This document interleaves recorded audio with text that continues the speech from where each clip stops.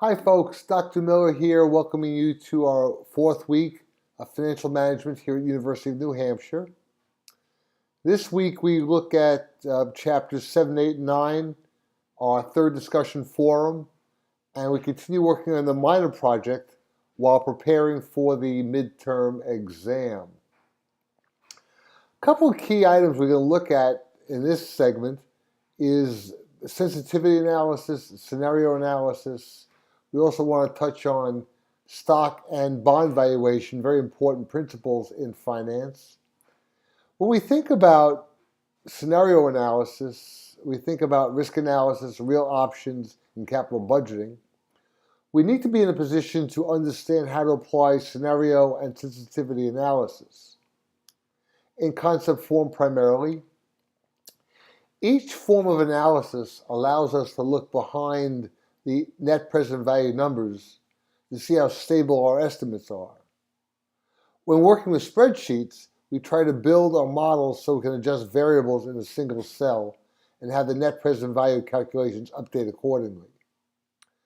One key practice comment I'd make about net present value is that net present value relates to cash flows, which also underscores uncertainty, risk, and how to adjust our estimates. When we think about bond valuation, it's important to realize that the bond market, while very transparent as far as many of us know, is actually equally as large as the bond market is. Concepts and skills related to bonds is to understand the important bond features and bond types, understand bond values and why they fluctuate, to get a good estimation or understanding of the inverse relationship between bond prices and interest rates. As you would understand your own credit rating, it's also important to understand why bonds are rated, how they're rated, and what that means. When we talk about inflation and its effect on interest rates and bonds, excuse me, interest rates, inflation especially, is a form of cancer in that it erodes the purchasing power of our fixed cash flows. Inflation absolutely reduces our future values and must be factored in to our long-term cash flows. We also seek to understand the term structure of interest rates and to determine its effect on bond yields.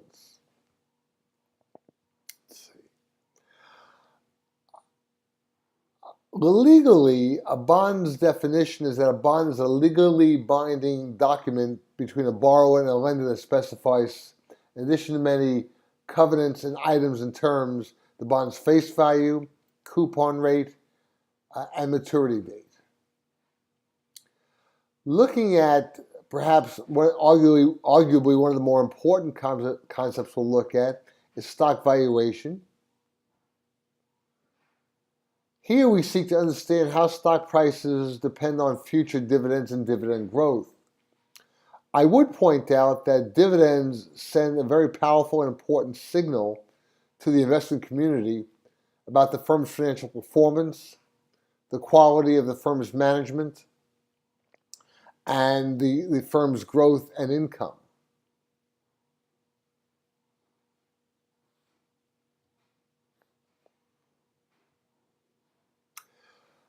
When we understand the present value of a common stock, it's the same way that we figure out the present value of a bond, or the present value of real estate, or the present value of any business valuation.